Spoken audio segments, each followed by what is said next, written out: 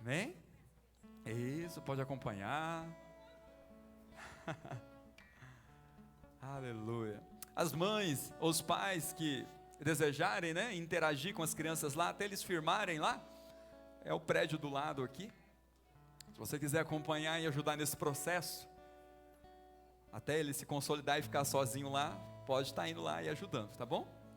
Mas se você confia, eu confio, a Elisa lá, pode ficar tranquilo. Então se eu confio, você pode confiar que seu filho e sua filha serão bem cuidados lá. Amém? Quem veio aqui para ser abençoado por Deus, diga amém. Amém. Então eu quero dizer para você que você está no lugar certo, na hora certa, com as pessoas certas e com o calor certo também. Os ar não estão dando conta, mas é a unção do Espírito aí, irmãos, amém? Eu gostaria de compartilhar uma palavra ao teu coração hoje, e sempre quando nós temos um domingo extra, além dos 4, sempre quando tem 4 domingos, no último domingo nós fazemos o culto da esperança, mas tem meses que tem 5 domingos, que é o caso agora de outubro, né? E no quarto, ao invés de ser o culto da esperança, que o culto da esperança é o último, nós fazemos o culto de milagres. Porque o que eu percebi? É muito importante, irmãos, a gente caminhar e ter um relacionamento com Deus baseado em milagres, em experiências sobrenaturais, em experiências que de fato nós vimos a intervenção divina sobre a nossa vida, né? E eu percebi que eu deveria ministrar mais, pregar mais, falar mais sobre a importância de você desejar, buscar, orar e entender que Deus tem milagres para você, para a sua casa e para a sua família. Que Deus tem milagres na sua saúde, no seu financeiro, no seu ministério, no seu espírito, na sua alma, de todas as formas. Deus ele tem milagres disponível para você. Então todas as vezes que tiver um domingo extra, eu quero pegar um milagre de Jesus, uma ministração que Jesus, né, enfatizou a questão da cura, da restauração, seja o que for, para que isso seja de alguma forma despertado e teu coração queime de uma forma especial pelos milagres. Amém? Está sem projeção ainda aí? Tá, então só ouça aqui a minha leitura. Mateus capítulo 15, verso 21, que é o milagre da mulher cananeia. E o fundo pode colocar depois assim que puder também, tá? Saindo daquele lugar, verso 21, Mateus capítulo 15. Saindo daquele lugar, Jesus retirou-se para a região de Tiro e Sidom. Uma mulher cananeia, natural dali, veio a ele gritando e disse: Senhor, filho de Davi, tem misericórdia de mim. Minha filha está endemoniada e está sofrendo muito. Mas Jesus não lhe respondeu nenhuma palavra. Então seus discípulos se aproximaram dele e pediram: manda embora, pois vem gritando atrás de nós. Respondeu: eu fui enviado apenas às ovelhas perdidas de Israel. A mulher veio, adorou de joelhos e disse: Senhor, ajude-me. E ele respondeu: não é certo tirar o pão dos filhos e lançá-lo aos cachorrinhos, disse Jesus. Porém ela disse: sim, Senhor, mas até os cachorrinhos comem das migalhas que caem da mesa dos seus donos. Jesus respondeu: mulher, grande é a sua fé, seja conforme você deseja. E naquele mesmo instante, sua filha foi curada. Amém pela palavra do Senhor? Esse texto, eu entendo que ele é talvez um dos textos mais importantes da palavra de Deus, que deve ser talvez mais admirado por nós como cristãos.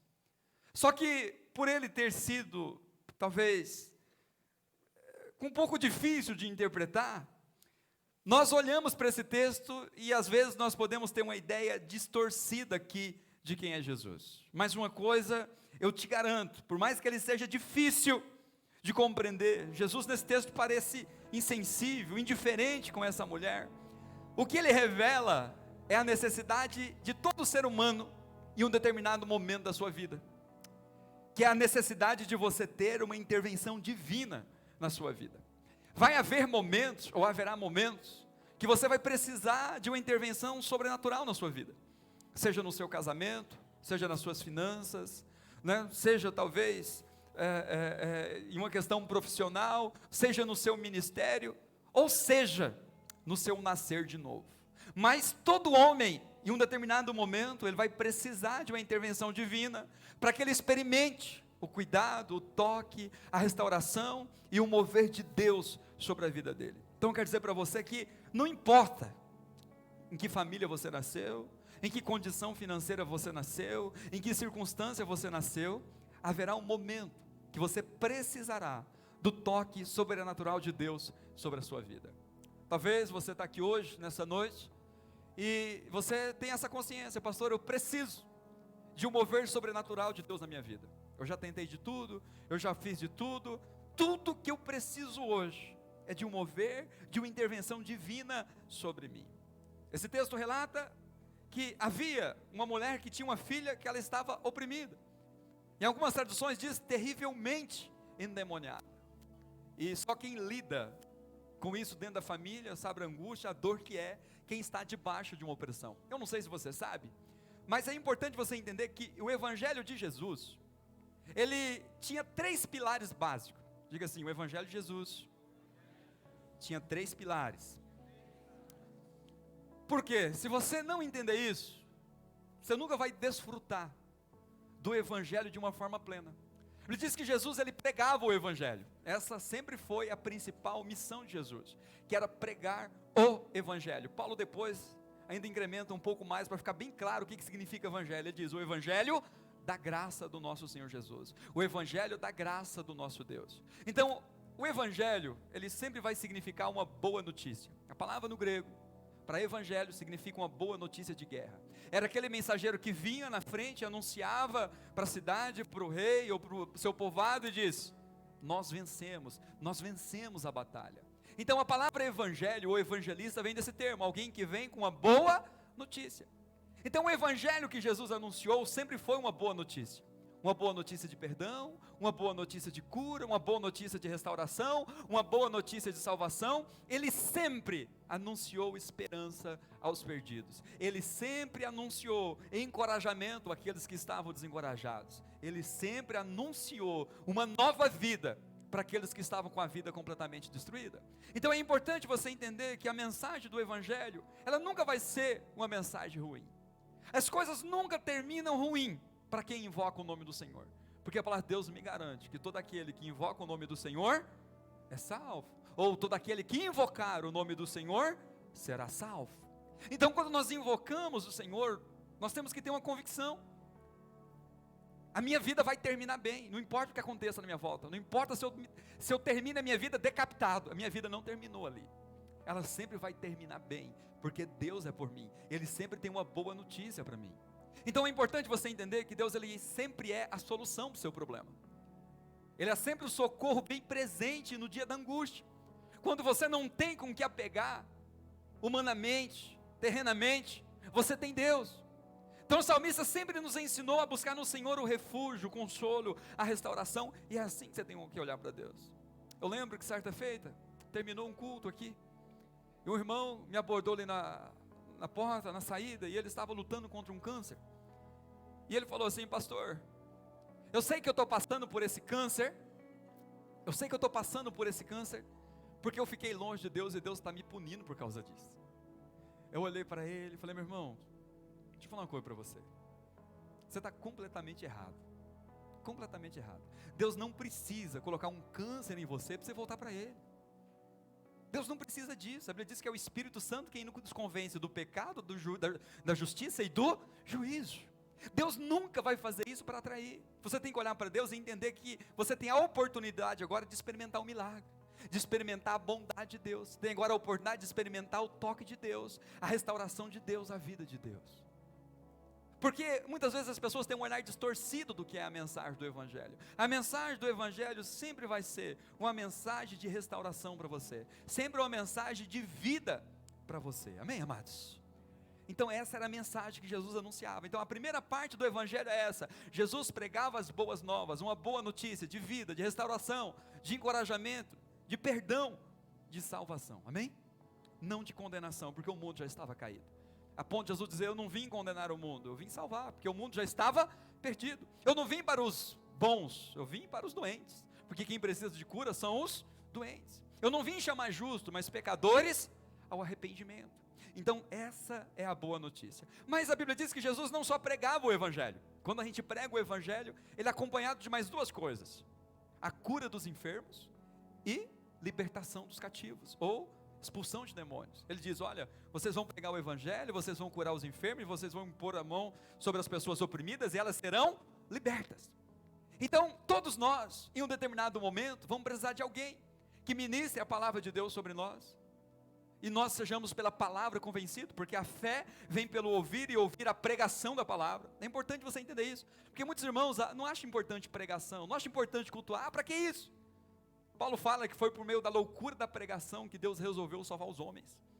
Quando você ouve uma ministração, como você está aqui, fé é gerada no teu coração, e não tem outra forma, não tem outro meio de fé ser gerada no teu coração, a não ser por meio da pregação da palavra de Deus. Se alguém não abrir essa palavra e ministrar sobre a sua vida, o teu coração nunca vai ter fé, o teu espírito nunca vai ser tomado por essa fé, e você nunca vai ser salvo. Então é importante a gente entender que o Evangelho, ele é pregado, ele é anunciado para gerar fé no nosso coração e nos salvar. Mas essa salvação não é só espiritual.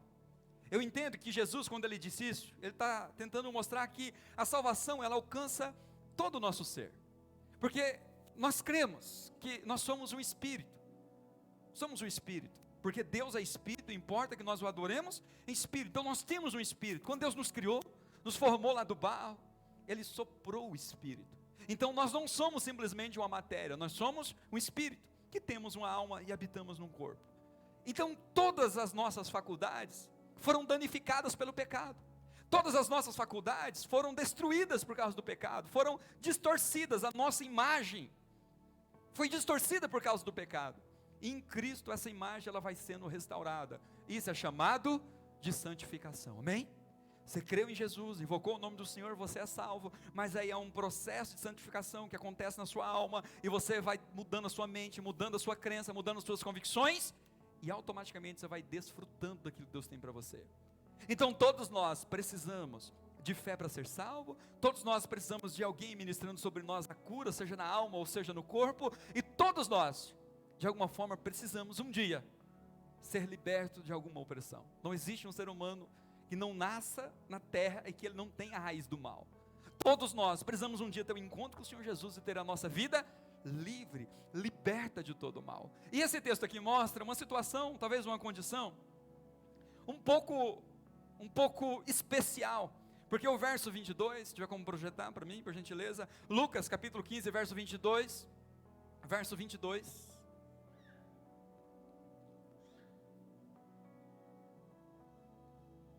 Mateus, eu falei Lucas, agora foi o pastor que errou. Mateus capítulo 15, verso 22. Uma mulher cananeia, natural dali, veio a ele gritando: Senhor, filho de Davi, tem misericórdia de mim. Minha filha está endemoniada, está sofrendo muito. O que é importante a gente entender aqui, diante desse relato, dessa história, desse milagre que aconteceu? A primeira coisa que essa mulher fez foi identificar a raiz do problema. Eu tenho certeza que você já foi no médico porque você estava com febre. Ou talvez você foi ao médico porque você estava com uma dor de cabeça terrível. E quando você chega lá no médico, você está com uma dor de cabeça ou com uma febre, o que o médico vai dizer para você? Ele diz: isso aí é resultado de algum problema, de algum vírus, de alguma bactéria, de algum problema, de alguma coisa que está errado no seu corpo, e o teu corpo está dando sinais. Não adianta você simplesmente tomar uma dipirona se você está com uma dor de cabeça constante. Tem alguma coisa gerando aquela dor de cabeça constante. Se você está com febre, não adianta simplesmente tomar uma dipirona. Tem alguma coisa que está gerando aquilo ali. Porque a dipirona ela só vai afetar e só vai atacar, combater os efeitos ali. Mas a cura dessa enfermidade, ela está na raiz. O que está gerando aquilo? Então, essa mulher, quando ela chegou diante de Jesus, ela sabia qual era a necessidade da sua filha. Ela sabia que a situação da filha dela, somente uma intervenção espiritual poderia mudar. Muitas pessoas sofrem porque elas não compreendem o que está acontecendo com elas. Se é uma questão psicológica, se é uma questão física, ou se é uma questão espiritual. Ontem no curso de casais eu compartilhei uma experiência que eu tive no ministério. Tinha um casal de pastores, amigo meu, e que durante 7 anos, para vocês entenderem, durante 7 anos, eles tinham um problema, né, na vida sexual, e ela sentia muita dor, e eles tinham ido em todo médico que você imaginar, estava a ponto de separar. Essa pessoa me procurou e falou: Zeca, eu não sei mais o que fazer, eu já tentei de tudo. Falei: se você tentou de tudo, falta uma coisa. Falei: você já orou? Já. Aí eu perguntei: mas você orou como? Você fez um propósito? Ele: não. Falei: então nós vamos fazer um propósito. Nós vamos fazer um propósito. Nós vamos orar, 21 dias eu vou orar com você. Você vai fazer jejum e nós vamos orar. Irmãos, passou uma semana, eu entrei em contato com ele, depois dessa oração, e perguntei: e aí, como que tá? Ele diz: Zeca, parece que o problema cessou. Falei: mas vamos continuar orando. Chegou na segunda semana, perguntei de novo: como que tá? Zeca, parece que está resolvido. Falei: então vamos continuar orando. Nós oramos mais uma semana, perguntei para ele: tudo bem. Passou 3 meses, entrei em contato com ele: tudo bem, acabou aquele problema. Passou 6 meses, eu falei: vai que volta, né? Vamos esperar para ver. Passou 6 meses, não voltou. Isso já tem mais de 4 anos que isso aconteceu. E ele está completamente curado, ela está completamente curada. E foi alguém que procurou todas as vias, todos os meios que você imaginar humanamente. E a hora que eles decidiram orar, jejuar e falar: Senhor, eu quero uma intervenção espiritual, porque eles entenderam que aquele problema era espiritual. E eu quero dizer para você que é importante você entender que todos os nossos problemas, irmãos, eles começam de uma origem espiritual. Não é que tudo é demônio, entende? Mas todo problema, ele começa de uma origem espiritual. Então, por mais que nós sejamos corpo, alma e espírito, ou corpo e espírito, seja como você crê, é importante você entender que tudo começa no espírito. Se você não está bem com Deus, se a tua vida não está bem com Deus, não tem como as demais coisas ficarem bem. Se você espiritualmente não está bem, não tem como a tua alma, o teu corpo, as demais coisas ficarem bem. Então você precisa entender que há áreas na sua vida que somente uma intervenção espiritual, no espírito, vai resolver isso. Então eu vejo tantas pessoas, às vezes sofrendo, tentando, daqui para lá, e faz de tudo e não entende que o problema é espiritual. Então talvez tenha alguma situação que você esteja enfrentando, que você entendeu que ela não é natural, você entendeu que ela é espiritual, que você precisa de uma intervenção espiritual na sua vida. E essa mulher, ela sabia qual era a raiz do problema. Aquela menina, a gente não sabia qual era a reação, se era epilética, né, se ela era agressiva, que reações ela tinha, mas ela tinha uma convicção que aquelas reações eram resultado de um espírito maligno que estava ali atormentando a vida dela. Porque nós sabemos que o papel do diabo é esse: é roubar, é matar, é destruir, é roubar a paz, é gerar tormento, é gerar angústia. Agora, é importante também para que você, assim como essa mulher, desfrute do milagre e da providência de Deus, você entender a profundidade da situação. A tradução aqui mais correta, nossa versão é NVI, mas a tradução mais correta, ela está horrivelmente endemoniada, ou ela está profundamente endemoniada. Então ele sabia, a mãe dessa menina sabia, que aquela situação era uma situação muito profunda, que com certeza ela já tinha procurado a sua religião, talvez contextualizando para os dias de hoje, alguns pastores, talvez alguns padres, seja o que for, tinha tentado de tudo, e ninguém podia resolver aquela situação. Mas ela ouviu falar de Jesus, ela creu em Jesus, ela entendeu que Jesus podia mudar aquela situação e foi atrás. Ela sabia que aquela circunstância nenhuma pessoa poderia ajudar. Eu falo sem medo de errar. Há situações que pessoas não podem fazer por você, porque Deus está de alguma forma permitindo e te chamando para que você tenha uma experiência direta com Ele. Essa mulher teve uma experiência direta com Jesus. Se alguém no meio do caminho tivesse resolvido o problema dela, essa história não estaria aqui sendo relatada, eu não estaria pregando sobre ela, e nunca ninguém saberia da história dessa mulher, talvez alguns poucos ali vizinhos. Então eu quero dizer para você que há certas situações que nos acontecem dentro do nosso lar, dentro da nossa casa, que é um chamado para que a gente tenha uma experiência com Deus, para que a gente experimente o milagre, para que a gente experimente a mão de Deus curando, restaurando, intervindo, mudando aquela sorte. Então não é hora de você se desesperar. Não importa se você já foi num pastor, foi em outro, foi numa igreja, foi em outro, não importa para onde você foi. Se você buscar em Jesus, você sempre terá a resposta. Se você buscar em Jesus, você sempre terá cura, você sempre terá a resposta positiva para aquilo que você deseja. Então é importante você entender qual que é a raiz do problema, em que nível está isso. Porque talvez Deus está dizendo, olha, eu quero que você fale comigo, eu quero que você jejue, eu quero que você ora, eu quero que você busque, eu quero que você se posicione. Porque às vezes é comum a gente estar sempre querendo que alguém faça por nós. E eu sei que há momentos que a gente precisa de alguém que vem, impõe as mãos sobre nós, ministra a cura, ministra a libertação. Mas eu quero dizer para você que há momentos que é você que tem que ir até Jesus dizer, eu quero ter uma experiência com o Senhor, eu quero provar desse toque do Senhor na minha vida. Amém, irmãos? Agora, é importante você saber também aonde que está a solução. Como eu disse, talvez ela tenha tentado de tudo, mas ela soube, ela teve convicção, muita convicção, de que a solução dela estava em Jesus. Talvez você tenha procurado a solução em tantas coisas, menos em Jesus. Então quero desafiar você e convidar você a realinhar isso. Talvez você tenha colocado a esperança, a expectativa, talvez em pessoas, em circunstâncias, em condições. Essa mulher sabia que somente Jesus poderia mudar a situação dela. E você precisa entender que somente Jesus pode mudar e intervir na nossa vida. Sabe, nós estamos num tempo, irmãos, que é importante a gente entender o valor das coisas espirituais. A gente lida muito com pais, com famílias. Era para a gente ter começado esse ano um curso de criação de filhos, e eu e minha esposa não tivemos tempo, não conseguimos, mas Deus quiser, ano que vem nós vamos começar ele. E uma coisa eu tenho visto, eu vejo os pais se preocupando com a questão financeira, de estudar, tá certo, tem que fazer isso mesmo, tem que estudar, tem que ter uma boa formação, tem que ser alguém na vida. Eu vejo os pais se preocupando em dar uma boa roupa, né? Talvez dar um bom alimento. Eu vejo os pais se preocupando em colocar o filho num bom colégio, está certíssimo. Mas eu quero dizer para você que a maior necessidade do seu filho, da sua filha, continua sendo espiritual. A maior necessidade do ser humano continua sendo espiritual.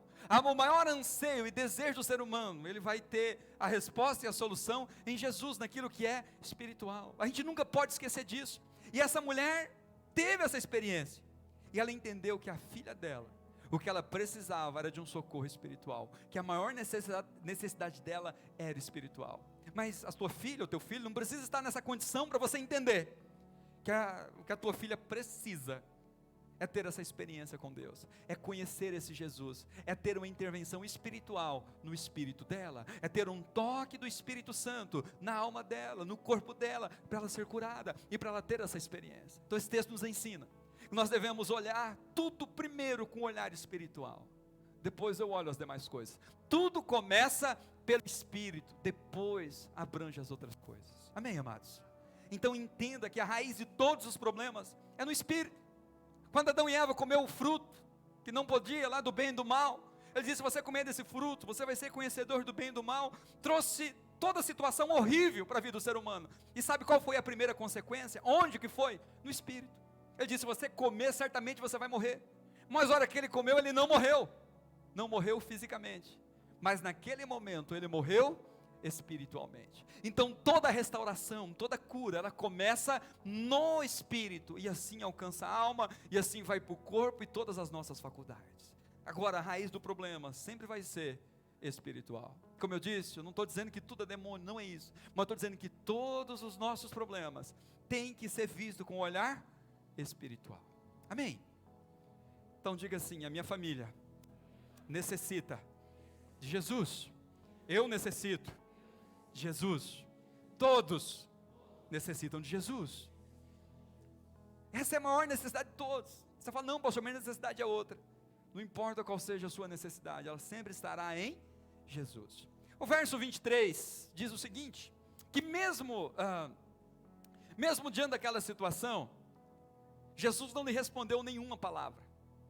Então seus discípulos se aproximaram dele e pediram, manda embora, pois vem gritando atrás de nós. Irmãos, é importante você entender também que nessa tua caminhada aqui na terra, quando você passar por uma dificuldade, por uma situação difícil, talvez aquele momento que você mais precisa de uma mão amiga, a maioria das pessoas vão olhar para você com indiferença. Estou errado? As pessoas vão minimizar o teu sofrimento, não vão levar em consideração o que você está passando, o que você está sofrendo. E se você quer de fato receber em Jesus essa restauração, você precisa, nós precisamos, irmãos, estar preparados para isso. A primeira coisa que essa mulher cananeia precisou lidar aqui foi com o desprezo dos discípulos. Os discípulos disseram: olha, mande essa mulher embora, ela está aqui perturbando, causando situação, correndo atrás de nós. E os discípulos disseram: despede ela. Talvez os discípulos deveriam ser o primeiro a dizer: Senhor, atenda ela. Não é verdade? Não é isso que a gente espera de um crente? Não é isso que você espera de um pastor? Atende ela, Jesus, de alguém intercedendo por você. Mas o que ela recebeu aqui foi um desprezo dos discípulos. Mas tem algo pior. O texto diz que Jesus não lhe respondeu nenhuma palavra. Talvez você está assim, você tem orado, você tem clamado, e você fala: Jesus não fala comigo. Pastor, eu tenho clamado e não consigo ver uma resposta da parte de Deus. Tudo que eu ouço da parte de Deus é um silêncio. Eu quero dizer para você que não significa que Deus não está te ouvindo, não significa que Ele não vai fazer, significa que você precisa continuar buscando, caminhando, insistindo e entendendo que Deus, Ele continua sendo bom sobre a sua vida. Imagina se essa mulher tivesse desistido por aqui, porque no verso 24, a hora que Jesus falou foi pior. Jesus ficou em silêncio, os discípulos repreenderam, mas a hora que Jesus fala, olha o que acontece: eu fui enviado apenas às ovelhas perdidas de Israel. Verso 25, a mulher veio, adorou de joelhos e disse: Senhor, ajude-me. Aí no 26 ele diz: não é certo tirar o pão dos filhos e lançá-los aos cachorrinhos. Essa mulher tinha tudo para, diante de uma palavra dura dessa, dizer o seguinte: eu tentei, eu fiz de tudo, não há mais o que fazer pela minha filha. Eu já tentei os magos, já tentei os médios, já tentei os pastores, já tentei os padres, já tentei todo líder espiritual, todo médico, ninguém resolveu o meu problema. A minha única esperança é Jesus. Mas eu chego diante de Jesus, Ele diz que ela não pode tirar o pão dos filhos e dar aos cachorrinhos, me chamou de desprezível. Ela poderia nesse momento aqui ter enfurecido, amaldiçoado Jesus, xingado Jesus, ter feito coisas horríveis, porque eu imagino que seria essa a nossa reação. Vamos ser verdadeiros. Se alguém chegar e falar para você dessa forma: olha, não é lícito tirar o pão dos filhos e dar aos cachorrinhos, como que você reagiria? Dificilmente a gente reagiria bem numa situação dessa.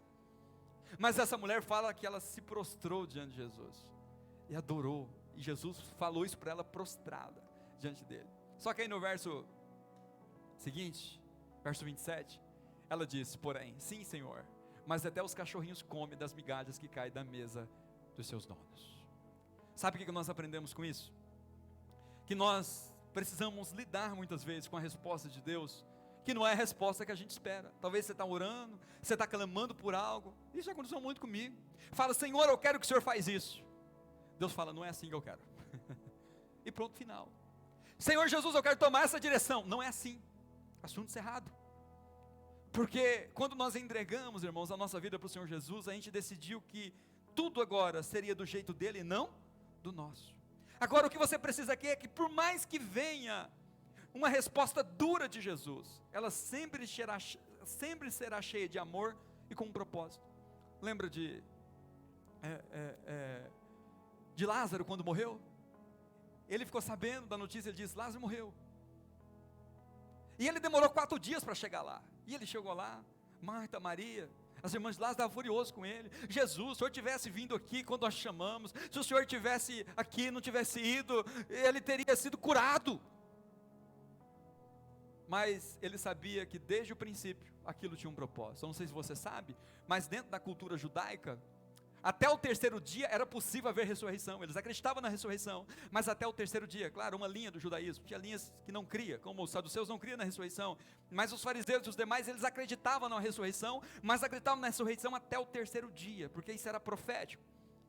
Mas Jesus esperou até o 4º dia, para dizer que não importa a quantidade de tempo, que Ele tem poder para fazer, gerar vida e restaurar um vale de ossos secos. Talvez as coisas estão demorando, e você fala: por que isso está acontecendo? Será que Deus não se importa comigo? Por que Deus está me tratando assim? Será que Ele não quer o meu bem? Sabe, eu entendo que Jesus fez essa cena com essa mulher, essa situação, não era para humilhá-la, não era para torná-la inferior, era para mostrar para aquelas pessoas que estavam ali, que Ele opera milagre na vida daquela pessoa que se humilha diante dele. Porque assim tem que ser nós, diante de Jesus, não importa qual seja a minha condição.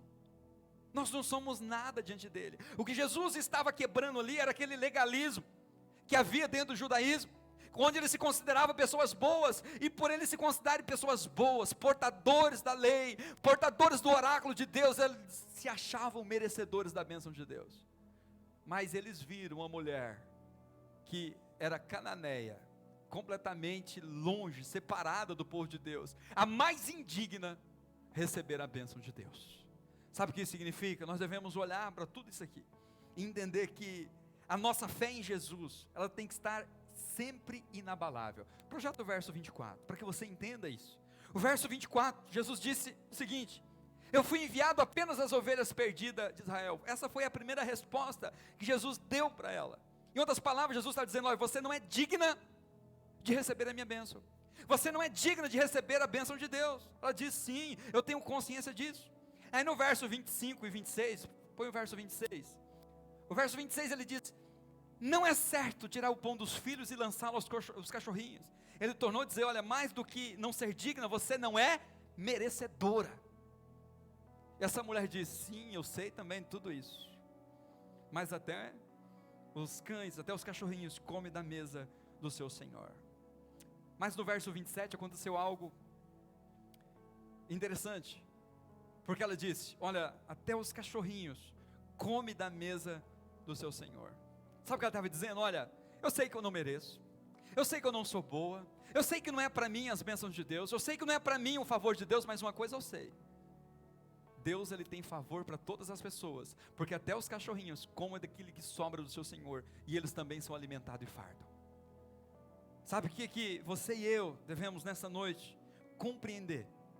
Que a bênção de Deus, ela nunca será gerada pelas nossas obras, ela nunca será gerada, o milagre nunca vai ser gerado pelo seu merecimento.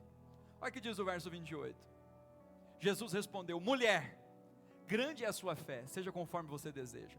E naquele mesmo instante a sua filha foi curada. Naquele mesmo instante, a filha daquela mulher foi curada. É importante você ter essa clareza no teu coração, que em nenhum momento Jesus disse: olha, grande é a tua justiça, grande é a tua obra, grande é a tua santidade. Não, o que ele disse? Grande é a sua. Em nenhum momento você vai ver nas escrituras, irmãos, Jesus dizendo: nossa, como você é santo, como você é justo, como você é bom, muito bem, eu vou fazer um milagre. Nunca. Você vê sempre Jesus dizendo: olha, nunca vi tamanha fé, nem mesmo em Israel, e ele fazia o milagre. Eu nunca vi tamanha fé em nenhum lugar, e realizava o milagre. Olha, grande é a tua fé, seja como você deseja. Sempre vai ser a fé, sempre vai ser a fé que vai gerar um milagre.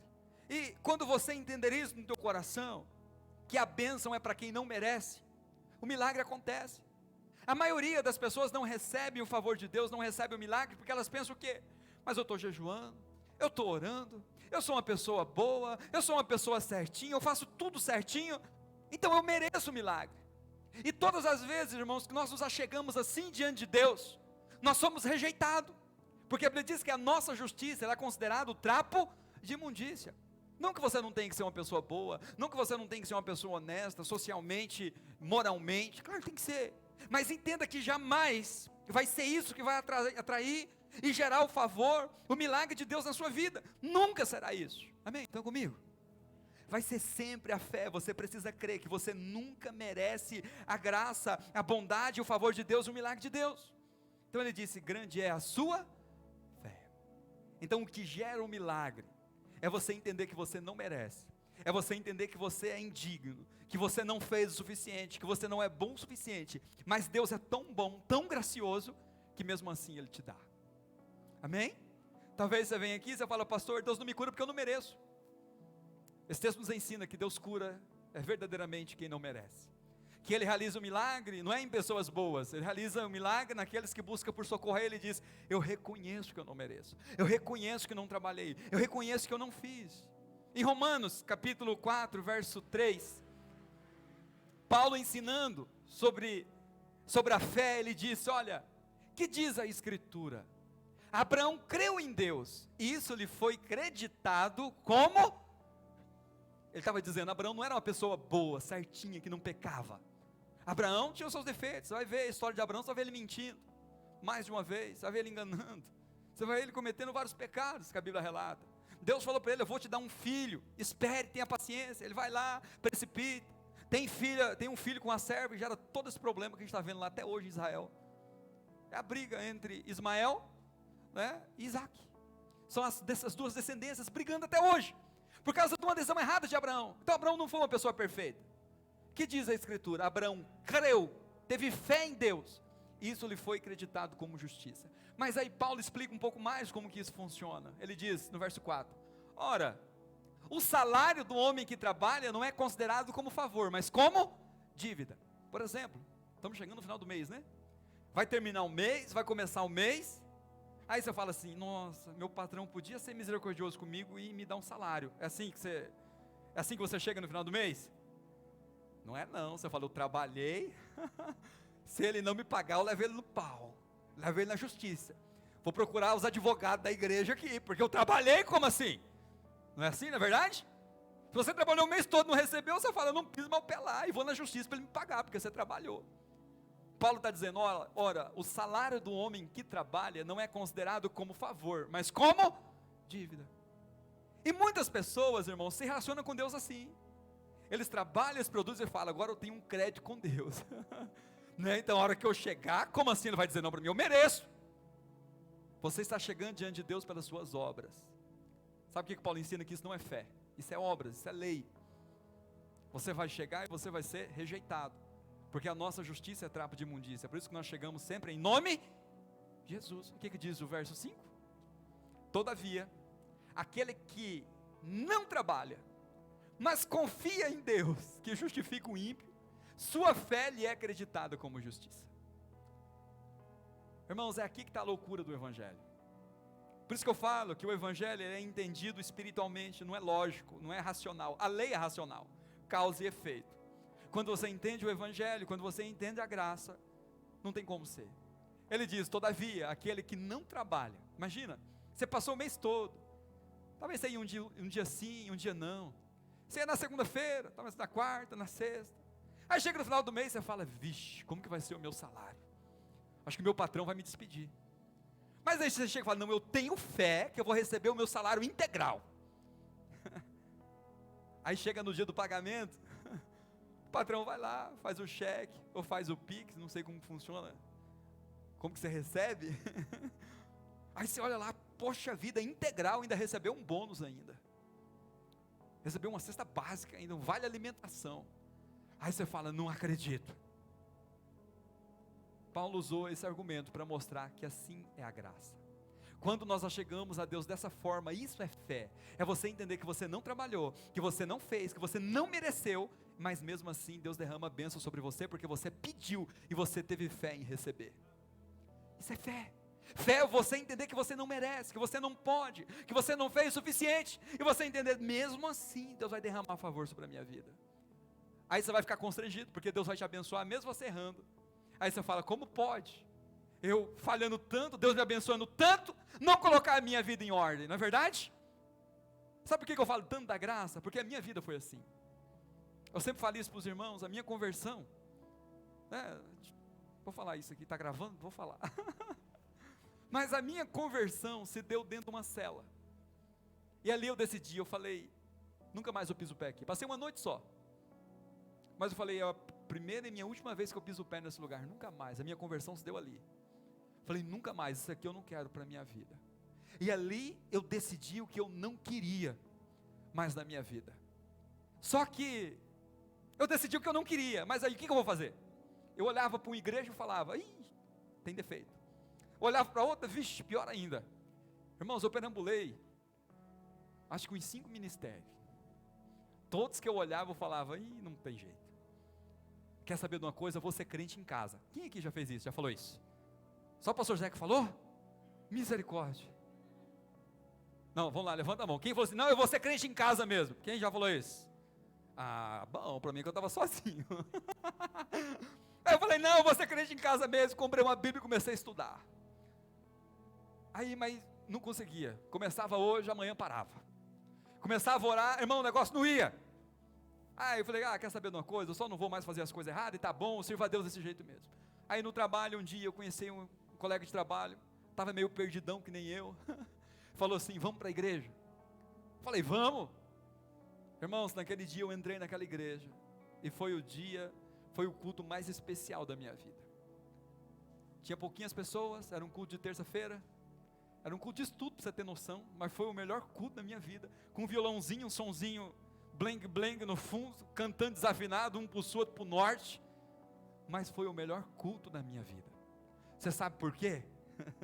Que foi o melhor culto da minha vida, porque naquele dia, eu tive a revelação da graça de Deus no meu coração, e daquele dia em diante, irmãos, Deus começou a me abençoar de uma tal forma, eu continuei ainda fazendo um monte de coisa errada, ia na festa, bebia, vou citar aqui os exemplos, mas, aí eu comecei a ver, eu entrei num trabalho, e Deus começou em 3 meses, Deus me prosperou no trabalho, me abençoou, eu falei, mas gente, eu não mereço isso não, estou fazendo tanta coisa errada, e Deus me abençoando, eu falei, não, eu tenho que tomar vergonha na cara, Deus tem me abençoado tanto, cara, e eu continuo aqui, desse jeito, dessa forma, eu falei, não posso, Deus tem me abençoado, então eu vou agora colocar minha vida em ordem, e comecei, pouco a pouco, foi alguns anos ainda, porque Deus é longânimo, mas eu coloquei minha vida em ordem, sabe por quê? Porque eu olhei e falei, poxa vida, eu tenho feito tanta coisa errada, e mesmo assim, eu vi a bondade de Deus sobre a minha vida. Então sabe o que muda a vida do ser humano?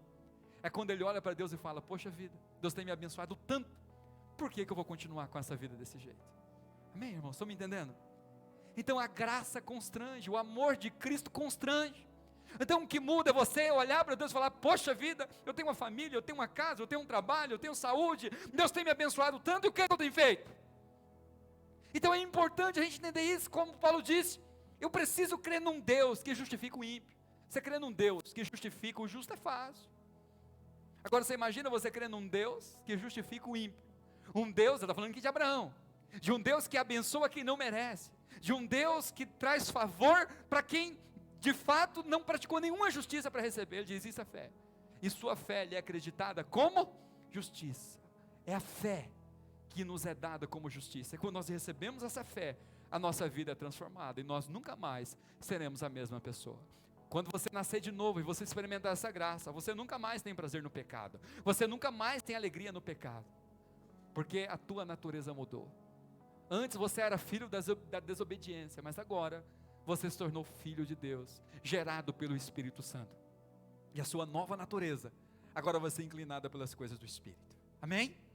Então você precisa ter fé, e entender que, não é o quanto você trabalha, não é o quanto você ora, não é o quanto você jejua, por mais que você tem que fazer isso, mas você faz isso para manter a tua comunhão com Deus, não para merecer a bênção. Não há nada que você faça que você mereça, a não ser você, como essa mulher cananeia, se prostrar e dizer, sim, eu sei que eu não mereço, eu sou pior, sei que eu sou pior do que os animais de estimação, das melhores pessoas, mas eu sei, que o Senhor é tão bom, que não vai me negar o teu favor. E Jesus, uau, grande é a tua fé, seja como você deseja. Imediatamente a sua filha foi curada. Põe de novo lá o verso 28, nós vamos orar em cima desse texto, desse versículo.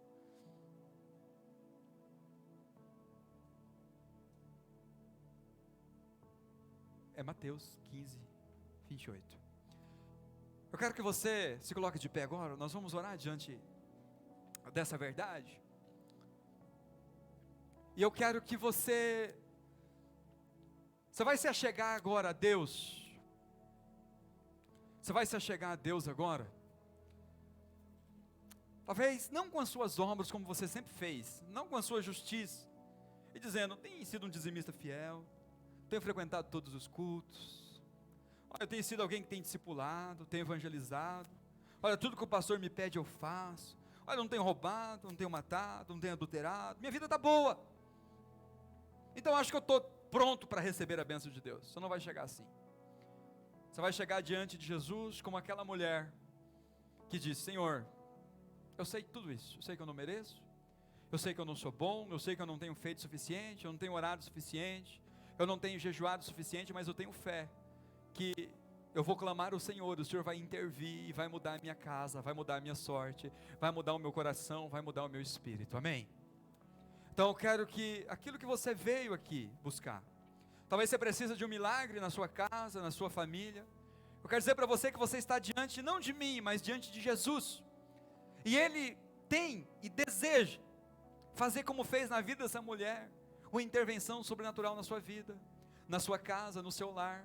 E tudo que Ele precisa ouvir de você é isso: eu sei que eu não mereço, eu sei que eu não sou bom, eu sei que eu não trabalhei, eu sei que eu não fiz, mas eu creio que o Senhor, mesmo assim, tem favor abundante para mim. Eu sei que as tuas migalhas é muito para mim. Eu sei que o pouco do Senhor é muito mais do que eu necessito, do que eu preciso. E eu quero do pouco que o Senhor tem para mim, porque será em abundância. Amém? Então eu quero que você agora se levante em oração e creia que Jesus está desejoso em fazer na sua vida. E você vai orar como essa mulher, não vai desistir. Não importa quantos nãos você já recebeu de Deus. Não importa quanto tempo você tem orado, você tem tentado. Não importa o quanto você já ouviu de não, quantas pessoas já te atrapalharam, quantos obstáculos você teve, né? Talvez você está aqui alguém ferido por algum pastor, você foi ferido por alguma pastora, por algum líder, foi ferido por algum crente, por alguém que se dizia temente a Deus, que ao invés de te estender a mão e te ajudar, te colocou para baixo, te fez retroceder. Mas você está agora diante de Jesus, e é diante dele que você vai pedir a intervenção na sua vida, seja no espírito, seja no corpo, seja na alma, seja financeiro, seja o que for. Amém? Então eu quero que você agora entre na presença de Deus. Pai querido, nós estamos aqui nessa noite porque o teu favor tem sido derramado sobre nós. Pai, os teus filhos agora estão entrando diante do Senhor, como essa mulher, entendendo que ela nada merece, entendendo que ele nada merece, que nada ele fez para trabalhar. Pai, eu quero que o teu Espírito Santo traga, Pai, uma convicção no coração, que o Senhor é um Deus que justifica o ímpio, que o Senhor abençoa quem não merece, que o Senhor, Pai, nunca vai derramar favor por merecimento, mas é pela fé, porque sem fé é impossível agradar o Senhor. Nós entramos na tua presença nessa noite, pedindo a tua intervenção sobre a nossa casa, sobre o nosso lar. Eu oro por aqueles que estão com problemas no casamento conjugal, que não sabem o que fazer, talvez está debaixo de um vício, Pai, está sendo dependente, Pai, está sendo, Senhor, escravo. E eu quero que em nome de Jesus, que o teu filho, Pai, tenha essa experiência, a tua filha, de uma intervenção sobrenatural. Talvez alguém que vem passando por depressão, por ansiedade, síndrome do pânico. Pai, eu quero a tua cura sobre a vida, Pai, dessa pessoa, em nome de Jesus. Eu quero o teu toque nessa noite. Pai, eu oro, talvez é um problema financeiro muito grave. Pai, os teus filhos não sabem como sair dessa dívida, não sabem como pagar. Talvez é um problema familiar, é um filho, Pai, que precisa ter uma experiência, é uma filha que precisa ter uma experiência com o Senhor. Eu quero que o Senhor agora intervenha. Essa mulher intercedeu pela filha, não foi por ela, e mesmo assim o Senhor fez. Eu oro também por aqueles que estão aqui pedindo por alguém, por uma intervenção, por um milagre. Pai, que o Senhor gere fé no coração dele, o suficiente, Senhor, para ele sair daqui com essa palavra de Jesus. Muito bem, seja feito como você pediu, seja feito como você deseja. Oh Espírito Santo de Deus, eu quero que o Senhor, Pai, cure aquelas pessoas, talvez estão com enfermidade no corpo ou na alma, que já tentou de tudo, já gastou tanto com o médico, mas nós estamos diante do Senhor, que é o médico dos médicos, que é o Senhor do Senhor. Eu quero que o Senhor agora comece a aplicar essa cura, e os seus filhos tenham fé, creia, que é do desejo do Senhor. Pai, libera vida, libera saúde sobre ele, sobre a casa dele, a família dele. Meu Deus, eu quero que o teu Espírito Santo, de uma forma muito especial nessa noite, Pai, faça algo sobrenatural, faça algo espiritual. Talvez tudo que ele deseja nessa noite é ter a vida mudada. Pai, tudo que ele quer é ter uma experiência de nascer de novo, de lutar contra o pecado e vencer.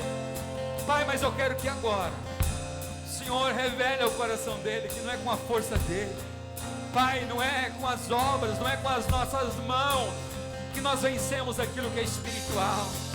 Pai, é pela nossa fé no Senhor. Pai, aqueles que nessa noite estão desejosos de entregar a vida para o Senhor Jesus. Que eles façam isso entendendo que o Senhor é alguém que está interessado em mudar a vida deles e a casa deles.